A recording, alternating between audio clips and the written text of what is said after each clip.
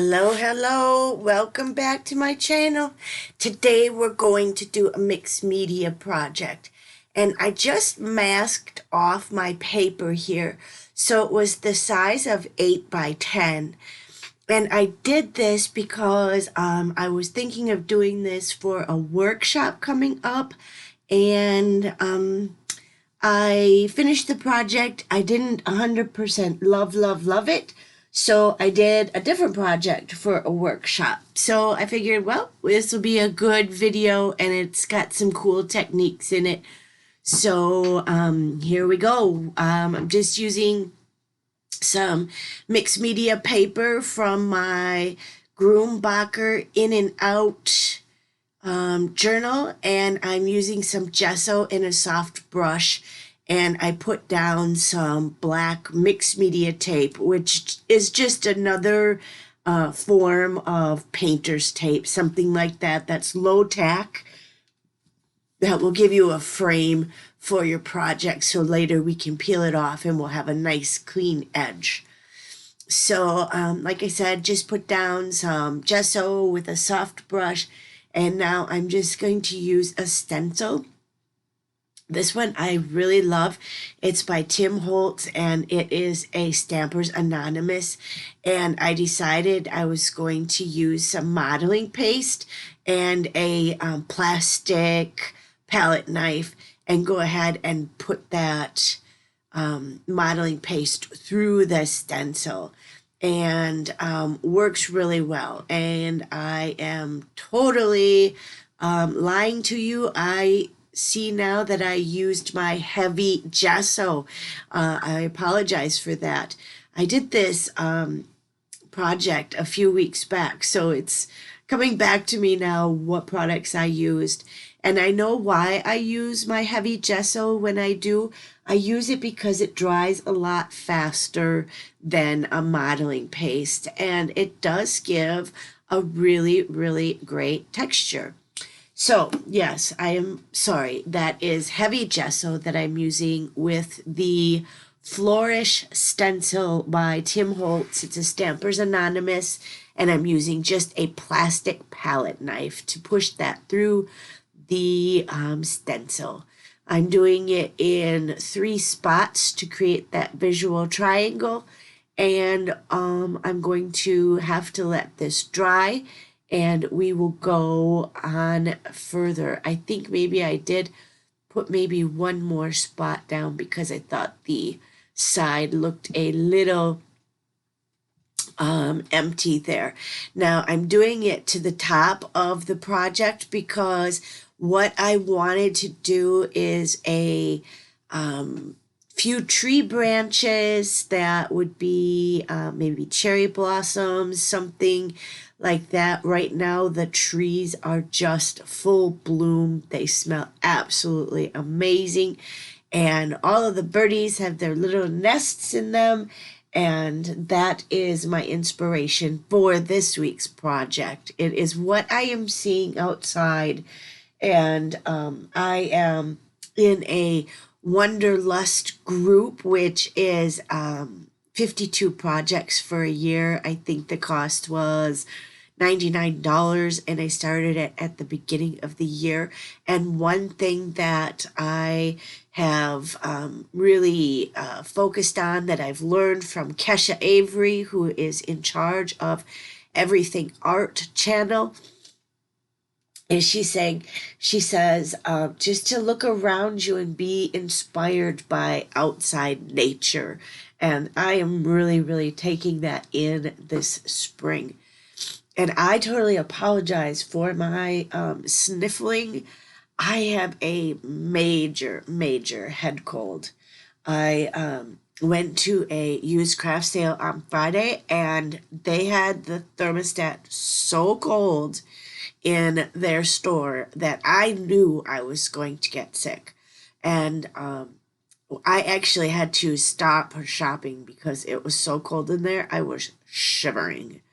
And that was on Friday. And of course, it's humid and warm outside. So when you're in a 50 degrees air conditioned environment and you're going outside to the warm, humid temperature, I knew right away I was going to get sick. So I did. I'm taking some cold medicine and I'm resting, and I'm sure I will be fine, but you can hear it in my voice. I apologize.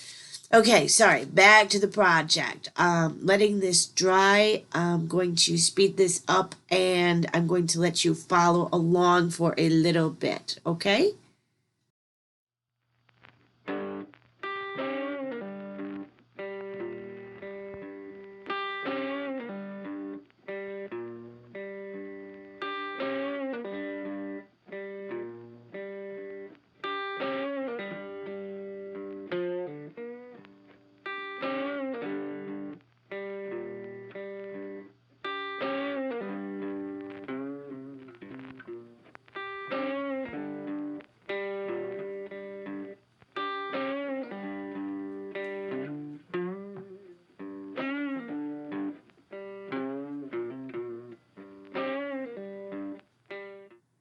Okay, I stamped down my branches, and right now I am going to put my image of my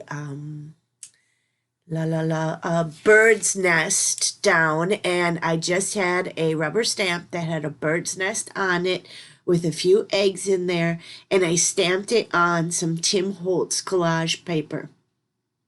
I'm using my matte medium, and I am going ahead and putting a coat on there, and I noticed that I stamped it in black archival ink, and I thought that is just way too dark. I did the branches in my archival ink potting soil, and the black was just way too dark. So I redid it with my brown, and now I think that it all kind of coordinates much, much better.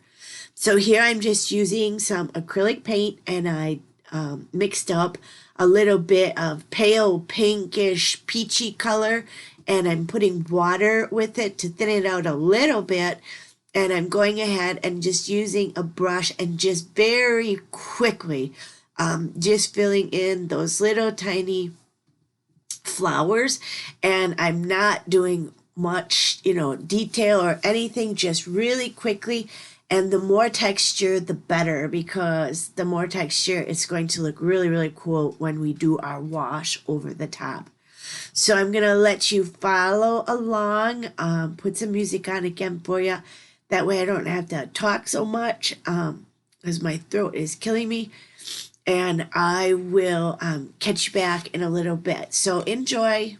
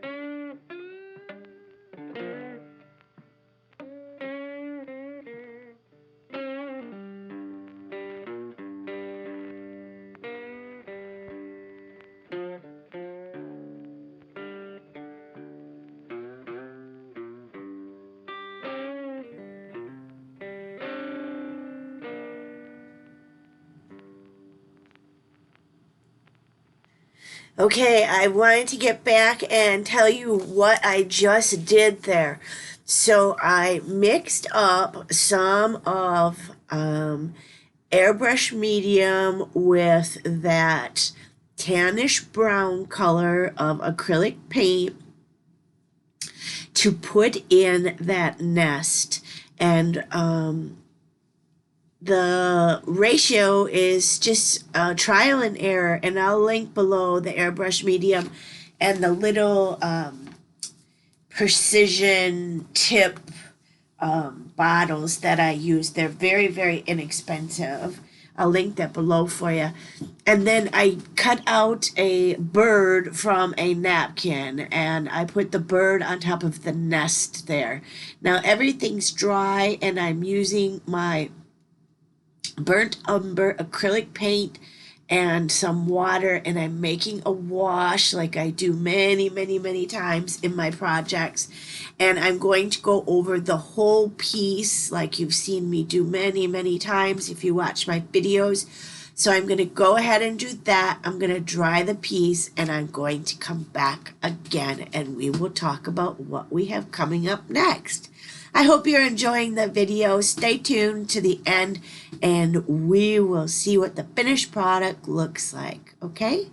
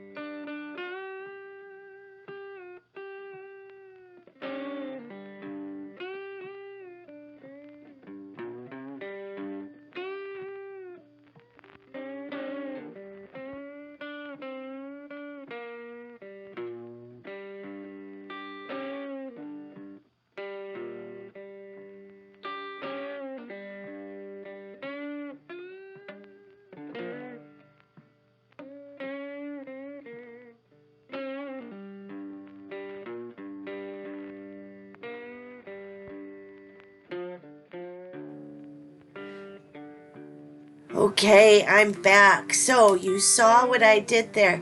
I used a stencil and I put Be Happy down there on the bottom left-hand corner with my archival ink and a makeup brush that I use for my stenciling.